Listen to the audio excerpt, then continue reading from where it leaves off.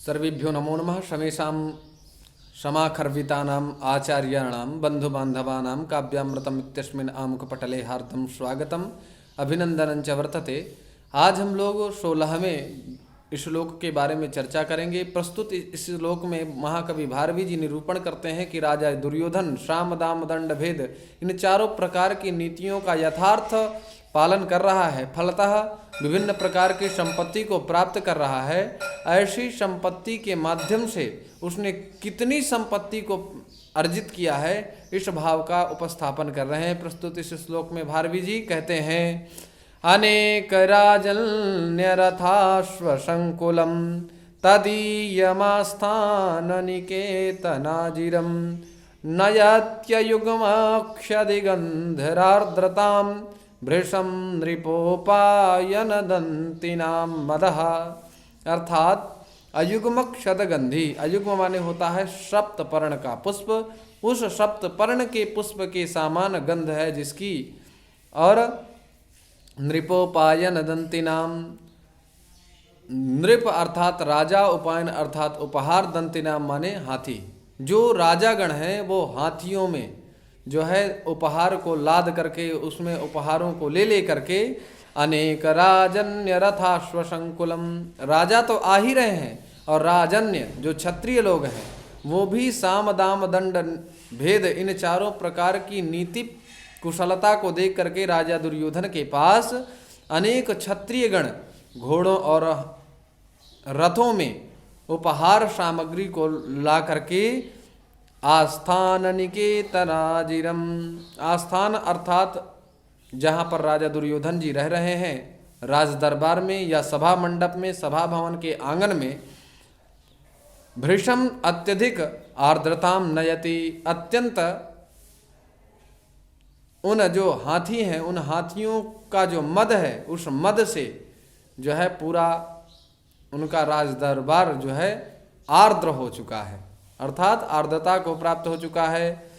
इस श्लोक का भाव यह है कि अनेक राजागण राजा दुर्योधन की नीति कुशलता को देख करके नृपोपायन दंतिनाम मदः, नृपोपायन दंतिनाम अर्थात राजा लोग हाथियों में सामग्री को, हाथियों के सहित सामग्री को ला करके राज दरबार में उपस्थित हो रहे हैं। और जो राजन्य हैं माने राजा से भिन्न जो हैं वो लोग सामग्री को रथ और अश्वों में लेकर के रथाश्व सहित राजा के दरबार में, दुर्योधन के दरबार में आते हैं। तो राजा दुर्योधन के महल की शोभा, जो महल है वो सप्त पर्ण की पुष्प के समान, जो हाथियों का बहने वाला मद है वह मद सप्त पर्ण के पुष्प की भांति सुगंध को प्रदान कर रहा है। इस बात का निरूपण भारवी जी इस श्लोक में कर रहे हैं।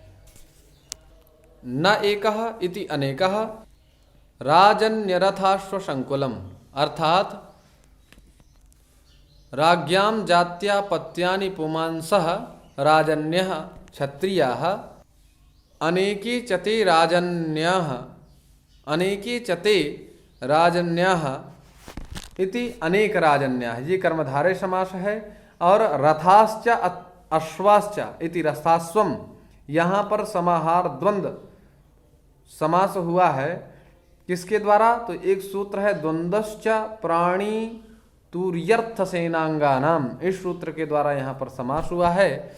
और अनेक राजन्यानाम रथाश्वम इति अनेक राजन्य रथाश्वम तेन संकुलम परिव्याप्तम इति राजन्य अनेक राजन्य रथाश्व संकुलम, यहाँ पर पूरे पद में तृतीया तत्पुरुष समास है।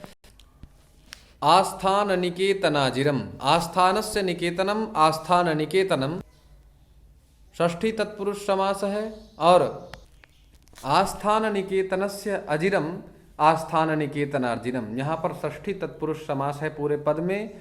आस्थान जो है, आस्थान में यहाँ पर अधिकरण में ल्युट प्रत्यय हुआ है, यहाँ पर आंग उपसर्ग पूर्वक स्थागति निवृत्तौ इस धातु से ल्युट प्रत्यय का विधान किया जाता है। परिणामतः यहाँ पर आस्थान यह पद निष्पन्न हो। अयुग्मक शदगंधिरार्द्रताम, अर्थात न युग्मः इति अयुग्मः, यहाँ पर भी नई तत्पुरुष समास है। छदति आच्छादयति इति छंदः।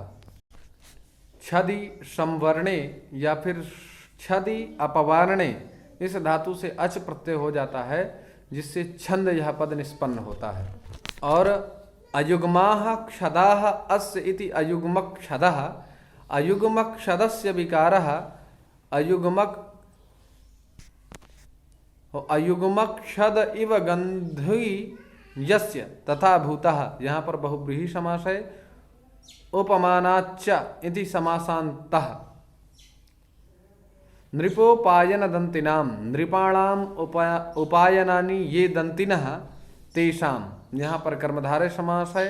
नृपः यहाँ पर का प्रत्यय है, नृ उपसर्ग पूर्वक नृ उपपद रहते पा रक्षणे धातु से का प्रत्यय हो जाता है तो नृपः बनता है।